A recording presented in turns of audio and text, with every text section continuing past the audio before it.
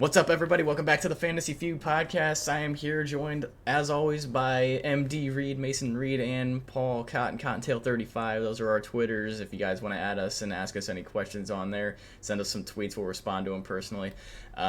Today we are talking Thursday Night Football. We had a hiatus from it from last week, but we are back again today to make our predictions on over-unders and the actual ending game score. But before we jump into things today, I want to shout out our Facebook, Instagram, and Twitter. If you guys could go ahead and give those a follow. We are the Fantasy Few on all those platforms. You can go ahead and tweet at us on the Fantasy Few as well. Mason, how's it going today, man? Hey, it is going good. I will be at work all night, so I don't think I'll be able to watch a game, but I'm going to try to sneak it on one of the TVs, so fingers crossed. Yeah, how's it going today, Paul? Oh, not too bad. Ready to discuss, debate, ready and get into this over-under episode for us. Yep. How about you guys? I'm great, dude. I'm ready to... Thanks for asking. Yeah, thanks, man. Very thoughtful of you. Before we get into over-unders, though, I want to start this off with our biggest star of the night. We've been doing that for a while now, so if you guys have a guy that you think's going to go off tonight, go ahead and give it to me. I'll start off. I think Davonta Smith's going to have a day because the Buccaneers have, I think, the worst graded pass defense in the NFL right now. They are just allowing everything through the air because they have the best graded rush defense in the NFL. So teams literally cannot run against them. So what do? They go to the air. And Davonta Smith, he's pretty good. He's he's not their fast guy. I guess Quez Watkins is their fast guy, but he's also their fast guy, I guess. He's their more consistent of the two. Davonta Smith's just a great receiver in general, and I think today he's going to have a night. And I think he could maybe go for 100 yards and a touchdown, possibly. Yeah. Looking at the Tampa Bay Buccaneers, they are not allowing much to the rushers. That being said, Jalen Hurts might still be able to do a little bit of stuff on the ground, do a little damage. I am not going to pick Myles Sanders. I'm not going to pick Kenneth Gainwell. I am going to go with an Eagles player, though. Tampa Bay is allowing the 27th most points per game to the tight end. That is 13.6. I'm going to go ahead and go with Zach Ertz. Okay. What's his name? Dallas Goedert was just put on, I think, the COVID reserve. Yep. Is that right? COVID reserve? Yeah. Yeah. I think Zach Ertz has a chance to come in, get 10 catches, 100 yards, a touchdown, dude. Like, if he's on your waiver wire, this is a sneaky play tonight. If you guys can fit that in, if you need some tight end help, I'm just gonna go with Goddard. Just throw it out there. You mean Ertz? Gotcha. Yes. So, wait, we're gonna be posting this Thursday morning, recording it Wednesday morning, just so the people in our fantasy league, don't hear this. If he's on the waivers in our league, me and Mason are gonna go snatch him and start him probably this week. Yep. No chance. Paul, who do you got for your star of the night? Mine's kind of more of a 1A, 1B type. I don't want to go cliche and pick Tom Brady, even though I think it's going to be Tom Brady. He's just been having a stellar season. Obviously, we just seen what he did to Miami when people doubted him, saying that he has the most career losses to Miami with like 11, that he doesn't always do well against them. And then he torched them for 4 touchdowns, 5 touchdowns, 400 yards, like whatever he did. It was just completely bullied him.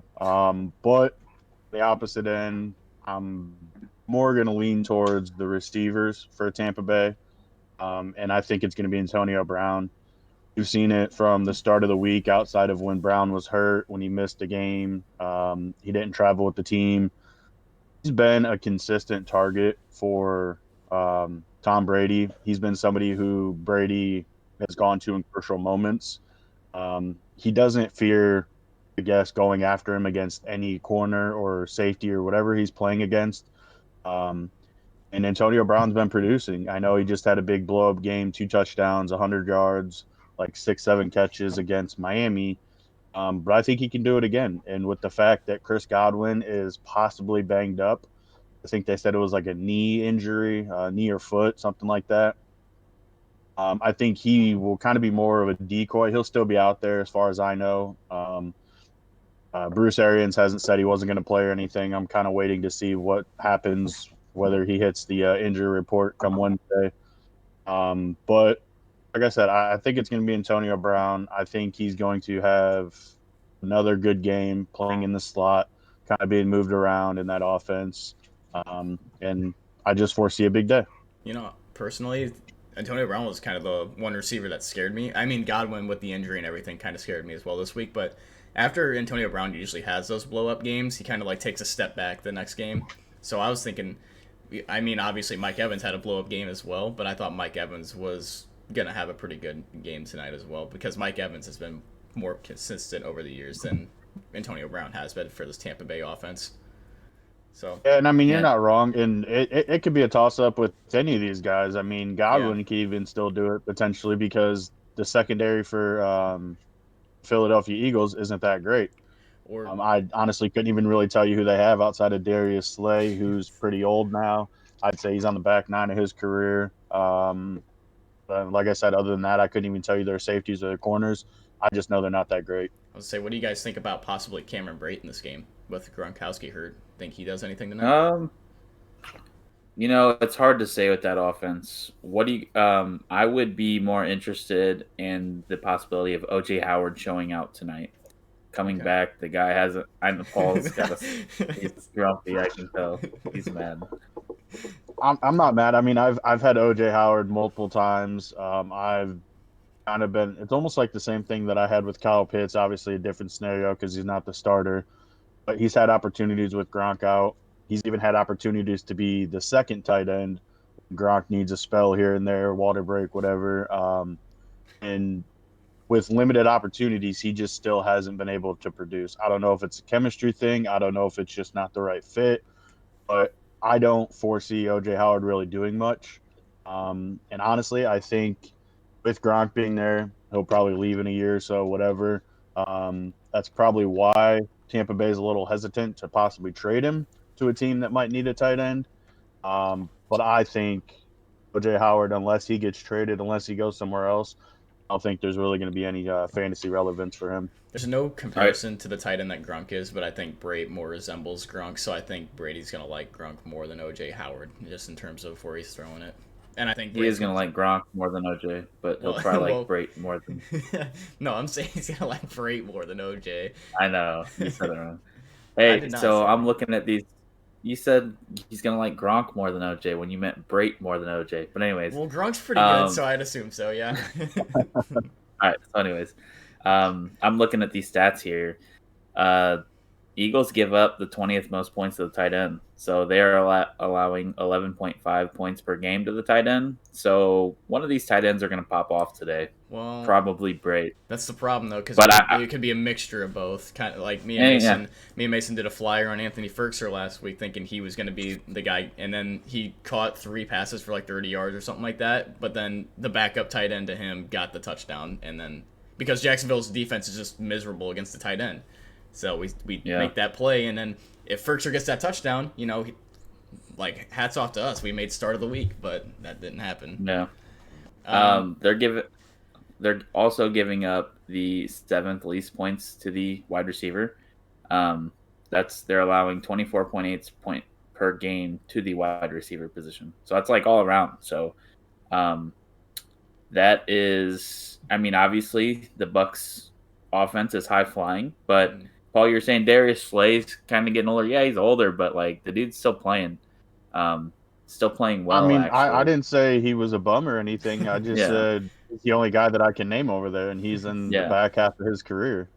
That defense is actually surprising now. Also, their rush defense is solid. They allow 23.9 points per game to the running back position. That's 23rd. So I think this is going to be a tougher game than we think. Might be a little slow to start. I don't know though. is this the Leonard Fournette game? I don't know. I think Maybe it's a Rojo game. I think it's the Leonard Fournette game. And speaking of Leonard Okay. Fournette, his over under is 61.5 rushing yards. Yeah. And that would make sense with the Eagles giving up as many points as they do to the running back. I mean, 60 yards is kind of like right in that vicinity because Fournette and Rojo share the backfield. So they'll probably end up combining for around 20 points fantasy wise, but I think it's going to be more so Leonard Fournette. I'm going to give him the over. I know that Philadelphia's defensive line is stout and pretty solid, but I still think that Leonard Fournette, the offense is too good. You know, they have to shift their focus to Tom Brady essentially, and that's going to leave Leonard Fournette and Rojo open. I think they can both have pretty solid nights, but I think Fournette over 61.5 yards. I think that you can count on it. Well, I have a quick question, Stone. Just to clarify, is the 61.5, is that total yards or is that That's just rushing. Rushing. Okay. I think he can do it. I'm just curious because he only put up 67 yards last week on 12 carries, which, I mean, that's pretty decent for 12 carries. Yep.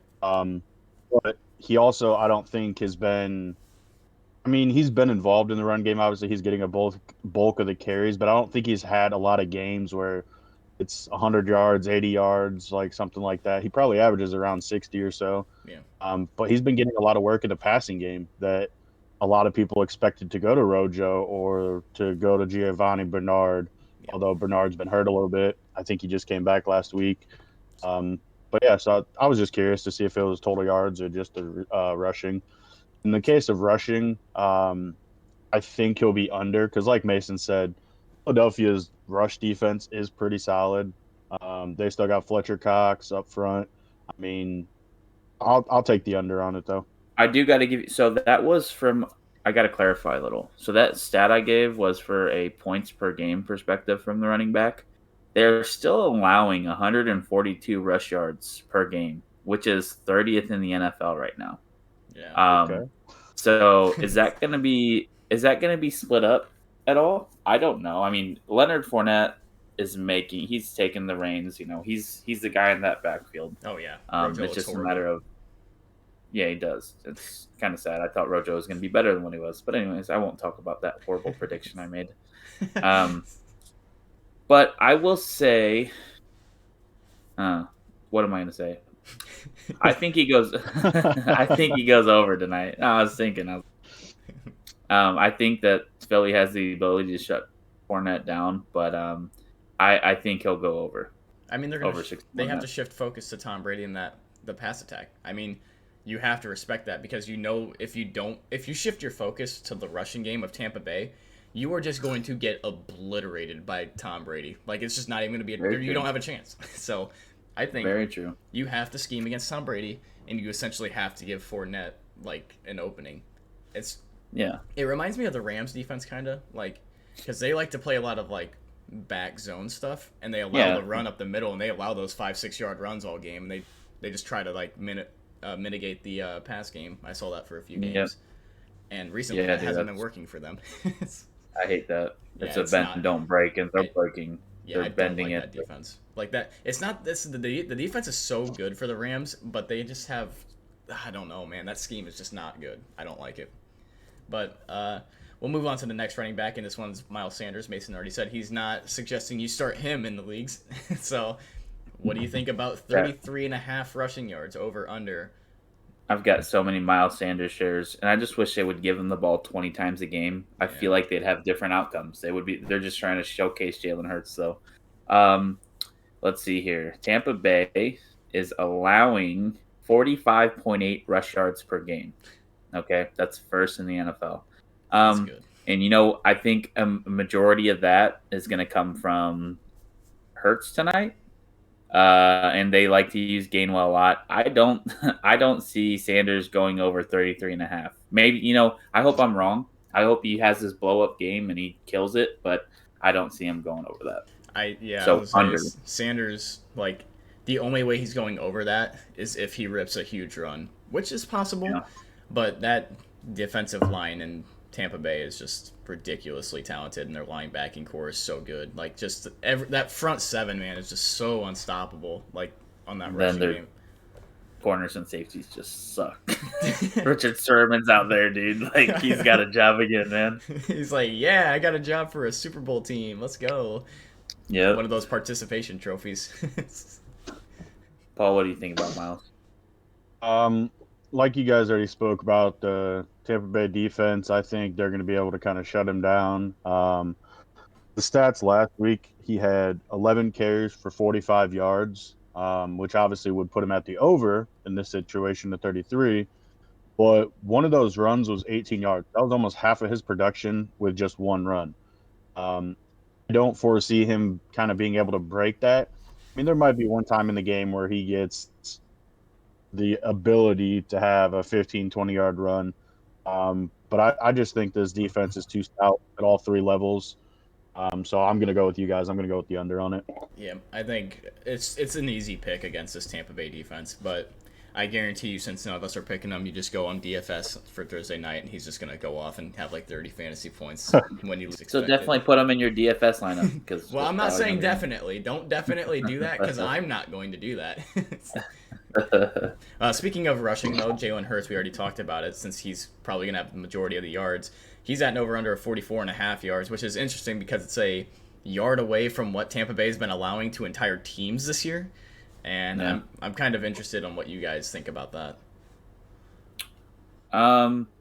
We're going to see Tampa Bay go up against one of the league's better rushing quarterbacks. And I don't say that as a compliment. There's not very many rushing quarterbacks in the league, but Jalen Hurts can get it done on the ground. I'm going to say,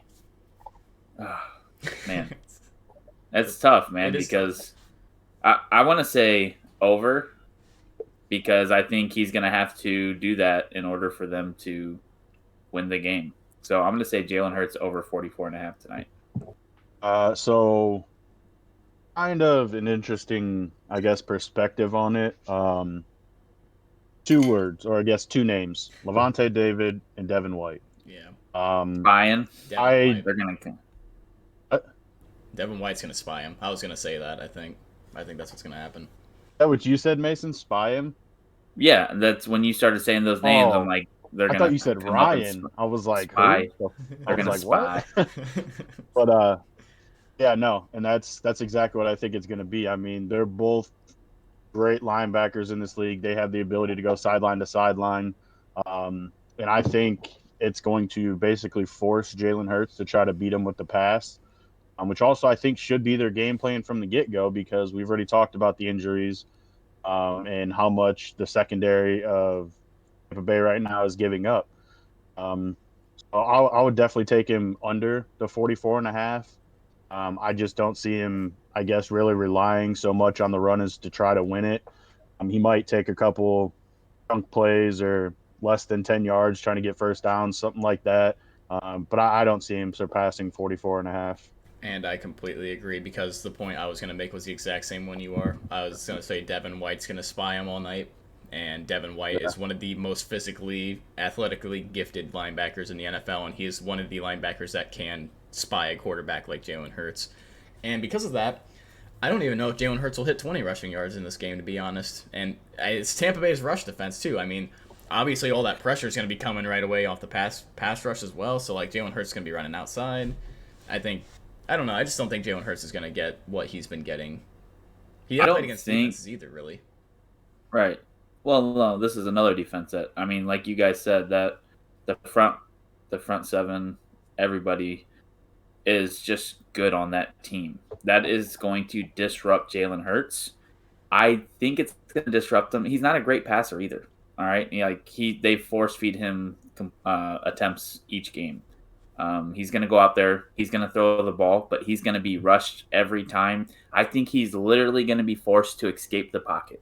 So that's why I think he's going to be forced to escape the pocket. Now, whether he beats Smith or not, or Levante David, I don't know. But I do think that he's going to be forced to rush the ball today or Thursday night.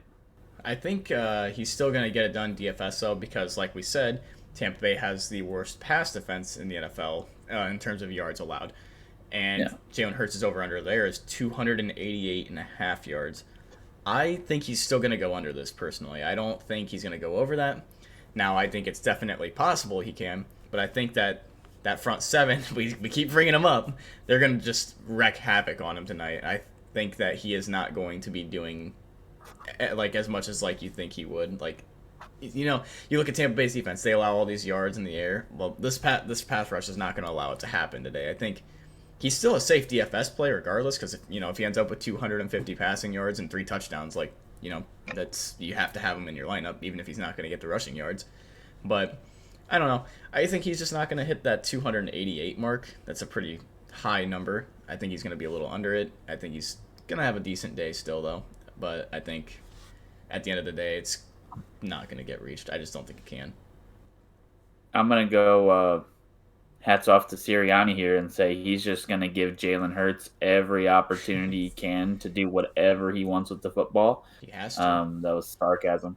But the Bucs are still allowing 314.4 passing yards a game. That is dead last in the NFL. The Philadelphia Eagles are averaging 256 pass yards a game on offense. That's 12th. So we're looking at a happy in between. I'm going to go with the over. I think that it's just going to be Hurts trying to sling the ball all night. If he gets a couple down to Quez or Davonta Smith, I think it's really going to up his ability to get over that 288. So I'm going to go over 288. If he hits Quez that one time, then he'll be over the 288. No, Quez, Davonta Smith. Well, if he hits Quez, it's 80 yards. So if you guys can, start Kenneth Gainwell, because he's probably going to have like 10 catches for like 10 yards. Because they just love to use him as a third down back, and they just use him on the little screenplay, dump off. It's like Najee Harris in Pittsburgh, 10 catches for 6 yards. I'm super salty because I have a lot of Miles Sanders here. You guys can't tell that I'm mad at this whole situation. All right, Paul, what do you got for the over-under then? I mean, it's kind of difficult because I like both of you guys' takes on it. But I'm going to go with probably the under, to be honest. I just feel like even though the secondary isn't up to par, they got a lot of injuries. I feel like this front seven, like you said, Stone, is just going to wreak havoc on the game. They're going to kind of dictate what the Eagles are allowed to do, what Jalen Hurts can do, rushing, passing. I just don't see a very big offensive day, I guess, for the Eagles. And I'm not saying that he can't get over 200, but I don't think he's going to get close to the 288. I think, if anything, he's probably going to be sitting around maybe 40 attempts with maybe about a 55% completion percentage, or around 25 completions, and just maybe 220 yards, 230, something like that. I don't think they're going to get like totally shut down to the tune of like less than 100 passing yards or anything, but I just don't see this offense doing very much against the defense. I think this could low-key be a defensive game, like a defensive battle, like not very high scoring. Like you would think that this game would probably be more high scoring, but whenever you expect a game to be high scoring, the exact opposite happens. And I can definitely see it with both of these teams, because both of these teams have great front sevens, and when you have a great front seven, those front seven can literally shut a game down, essentially. And if both teams do it, put 2 and 2 together, you have nothing going on in a game, and it's going to be boring to watch. And then you start all your kickers in DFS and you win somehow. But yeah, I mean, Tom Brady's over-under is 297.5 yards. So that's definitely implying that, hey, this is going to be a shootout because both quarterbacks are projected around 300 yards. I also say under on this one. It's like I just said, I don't think it's going to be as big of a shootout as people think it's going to be. And not to mention, Tom Brady just had a game against Miami where he had 6,000 yards and 84 touchdowns. And I think it'll slow down a little bit. I don't think it's going to be nearly as good as that Miami game. I think he's just going to be under on this one. Still could be close to it. Still could go over, definitely. I just don't think it's going to happen. Yeah, Tom Brady, like you said, he's listed at 297.5. That offense, that passing offense, averages 349 yards a game. That's third ridiculous. in the NFL right now. That is ridiculous. But Philly is allowing 194.8 yards per game. That's ridiculous. If they come out and they steal a page out of the Patriots book, I mean, you can go back and watch Tom Brady. Like, if you generate the right kind of pressure, you can slow down Tom Brady. We've seen it time and time again, but there's some teams that don't have the ability to slow down Tom Brady. Philadelphia has the ability to slow down Tom Brady with those, their linebackers are meh, but their defensive line's good. They've got some good corners. Their safeties are okay. I'm going to say Tom Brady's going to go under 297.5, and I think they're going to make up for it with Leonard Fournette on the rushing down on the ground. I think that's the only way that they're going to win this game is they actually utilize him correctly. I think Philly has a legit shot at winning this game, in my opinion. Yeah, they do. They're playing tough football right now. Yeah. All right. Where are we going now? Paul, you got a input on this? Yeah. I'm gonna go with the over. Understandably so. And I'll give you the exact reason why. I'll give you the exact reason why. That's what I've been kind of doing the past couple minutes is trying to look up the stats for Tom Brady's last 3 games, getting ready for this moment. Um, Last week he had 41 attempts, 411 yards, and 5 touchdowns. Previous week, going back into Foxborough up against the Patriots, he had 43 attempts, 270 yards, 0 touchdowns. You know how that game went. They still ended up winning. They relied on the run game, Leonard Fournette. But then going back to week 3 against the Rams, he had 55 attempts, 432 yards, 1 touchdown. Right now, Tom Brady has just been killing it. In the last 3 games, he's put up over 1,000 yards passing. And again, we're talking about a defense that isn't the best. They're probably middle of the road. And Tom Brady, I think, is just going to come in, torch this team, put up another at least 300, 350, and probably 2 touchdowns, if not more. Hopefully more because we have him in a couple fantasy leagues. But I foresee him going over the 297 easily. Yeah, I mean, it very easily could be over the 297 mark. Obviously, I mean, like you said, they're averaging 340 passing yards a game, which is just downright absurd. But Philly's defense does have a bit of potential to not shut it down, but to slow it down like the Patriots did. And I think that it's going to be a low-scoring affair, and I think it can happen. Um, we're starting to run out of a little bit of time here, but I want to go over at least a receiver or two just so you guys have a little idea of what's going to go on in the air game.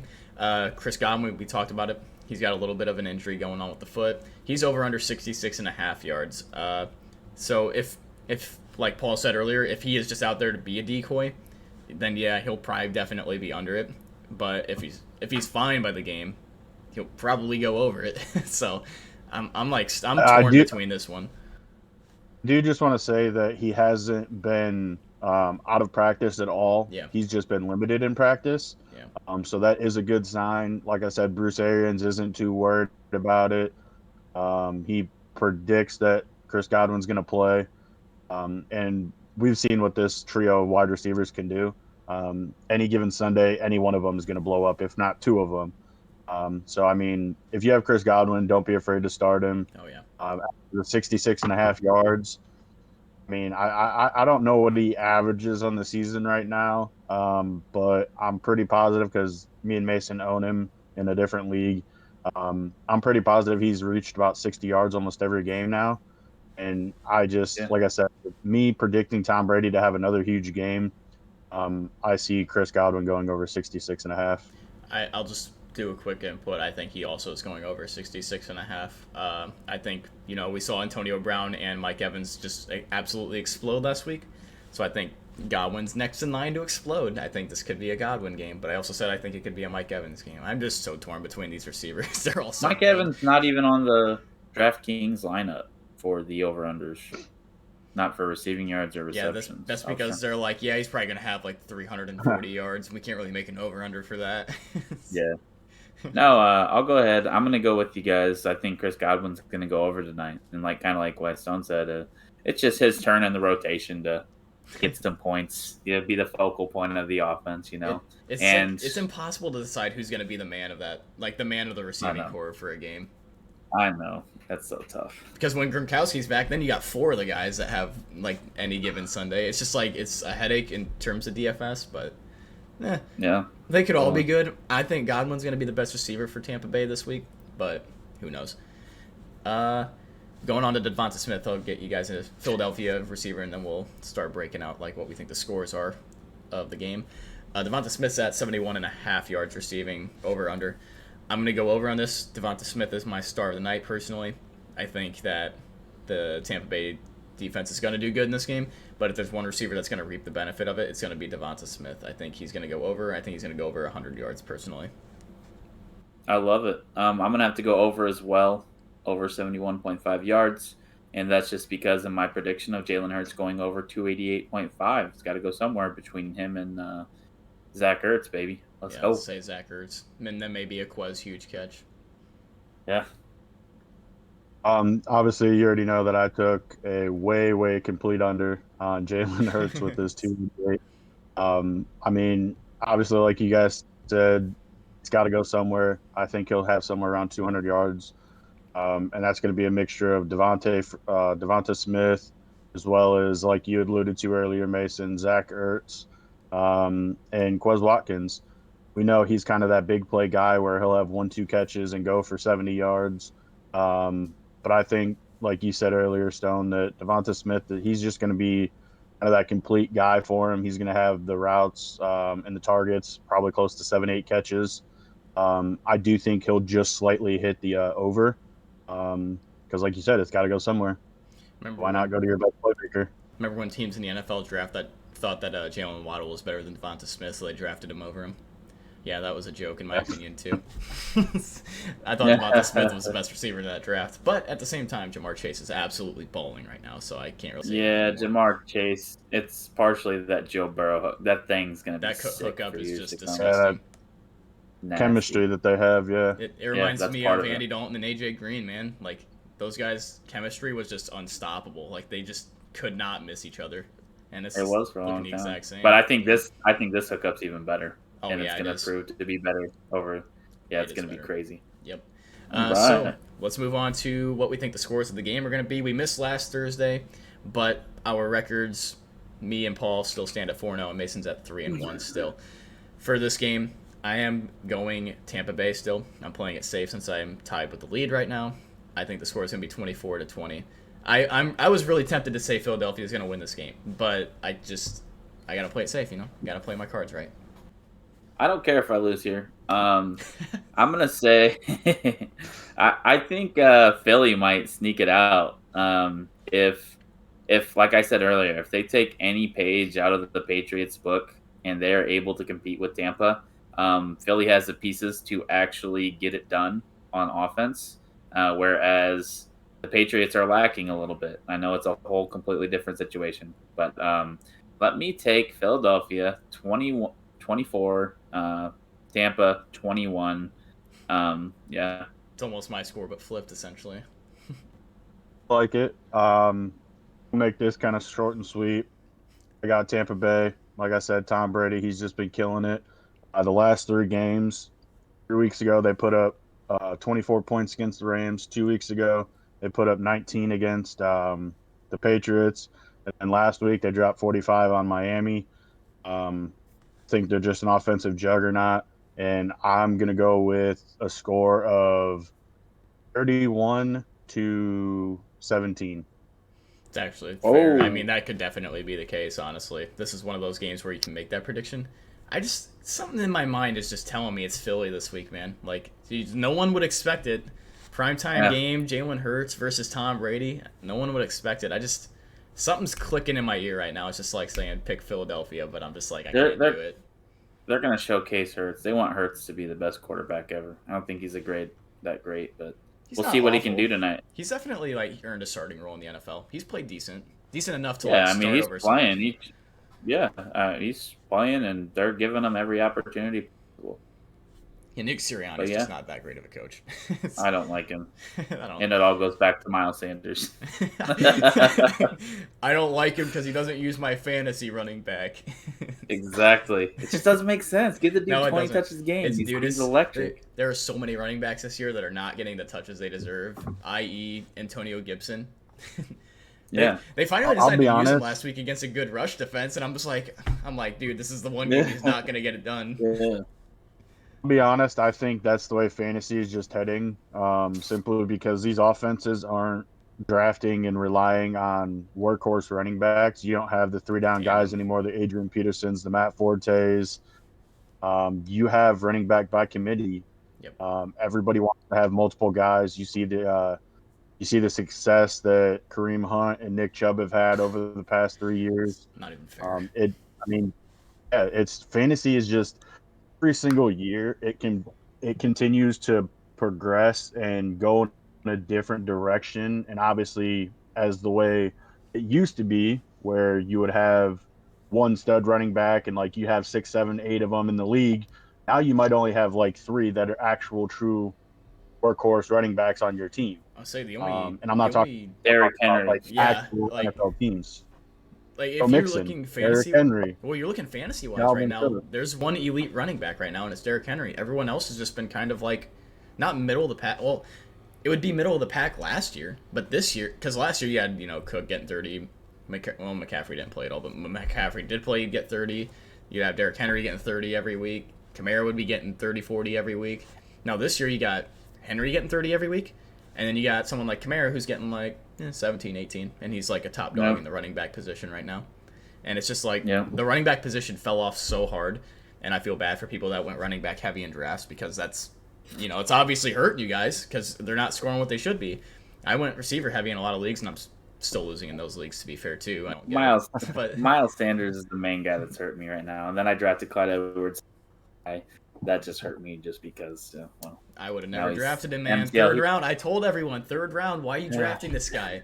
I mean, the injury, you can't predict that. But the usage rate that he gets in that offense just wasn't enough for me to draft him. It was picking up. We'll see how Darrell Williams fares in the coming weeks. Yeah, he's going to be good, I think. I think he'll be I'll be honest. I don't think he's going to be a very good waiver pickup because he's not a better running back than Clyde Edwards-Helaire, and you can tell and you can see the way that they're using Clyde Edwards-Helaire in that offense. It's not producing at a fantasy level, or it's not producing enough that fantasy owners would like. So why would you go after a backup running back who's coming in taking that job just out of necessity, and star running back wasn't even producing that well? You know what I'm saying? It's situational for people. Just, I understand that, but like I said, I don't foresee like, okay, so say you had Christian McCaffrey go down, which obviously he has, and people run out and grab Chuba Hubbard. That's completely understandable because the way that running back is used in the system. Now, again, flip the script, like I just said, and you have a running back like Alvin Kamara, okay? Say Alvin Kamara goes down in the way he's being used right now, which isn't up to par, which isn't up to what we're used to as fantasy owners for Alvin Kamara. And now Tony Jones has to go in and be the starter. I wouldn't go rushing out trying to grab Tony Jones because, again, he hasn't showed much as a backup, which obviously Williams has a little bit more, but he's been in the league longer. Tony Jones is a rookie. Tony Jones is pretty good, though. I'm not saying he's not, but I'm just saying I wouldn't go rushing out to grab him simply because we're misusing the running back position already. So if you're not getting the points from a star running back, why would you get them from a lesser backup running back just because he's forced into that role? Yeah, I completely agree with that. Tony Jones is on IR too right now, so I don't even know who the backup for New Orleans is at the moment. But yeah, like you're saying though, me and Mason, we have Darrell Williams that we're planning on trying to go for in the waivers because we're so like dead on the running back position because we had Tyson Williams. Yeah, okay, I didn't know they went through already, but I would say we had Tyson Williams, who is like, he's meh. I don't know what's going on with him there. Ronald Jones, who's been just an absolute dud, but we have Kamara and Gibson, so it's like we have the starters. We just want the depth, and when you have, he's going to be starting for 6 weeks. Yeah. You want him on your team. We went after him over who was the other guy that we were talking about? It's another running back that's getting a starting job this week. Booker? Yes, Davonta Booker. So we went Williams. That I think is, and that's understandable. And I mean, I wouldn't know who I'd go with in that situation. I think Booker is going to be decent, but I also think with lack of Daniel Jones there, having to use Mike Glennon as your quarterback, which he was, I guess, sufficient in replacing him last week. But I don't know. I mean, he's obviously going to be the workhorse guy over there. But it's just, what's that offense going to do with so many injuries? All right, we got a little off topic. We're getting ready to the point where we need to close off the podcast a little bit here, guys. But yeah, I know Mason's got to get heading out and getting to work and stuff. I got to go to work. I got to get ready and leave. I saw Mason giving us the face where he's like, I gotta leave. so we'll break it out there. If you guys enjoyed the podcast, if you're watching on YouTube, leave a like, comment, subscribe, comment down below who you think's gonna win the game, what the score is gonna be. If you're listening on Spotify, you can't really like anything on Spotify, but go ahead and check out the YouTube channel. Why not? It's we got extra videos on there, 2-minute warnings and little 10-minute like headline videos of stuff that's going on in the week. We like to talk about the MVP conversation quite a bit and about how Justin Herbert's the best quarterback in the NFL right now. If you guys enjoyed this, though, go ahead and follow our socials as well. We're on Facebook, Instagram, and Twitter. The Fantasy Few. Said that at the beginning. Said it again. Why not? Paul, you got anything to say before we head out of here? No. Again, just to reiterate everything you said, go like us on all of our social medias. Give us a follow. Actually, if I'm in the correct position, Stone, I feel like I'm third on our little video board. Right above me should be the subscribe button. Oh, yeah. Go ahead and hit that. You want to point at that? It's like right above you, dude. Yeah. You want to point at that thing? Yeah, go ahead, smash that Can't see subscribe it. button, give us a like, and yeah, keep coming back. We'll keep putting this content out for you guys. Couldn't see you pointing at it. You only saw your shoulder. You had to point I like don't this. see it. Yep, up here, right here, Well, right it's above way me. over there for me. It's underneath me then. Nope, not next to Mason at all. Mason's got the little Facebook logo above him. Where am I? Oh, Facebook. Go to Facebook. All right, Thanks for listening, I'll guys. get us out of here. Yep. Fantasy Few out, baby. Let's go.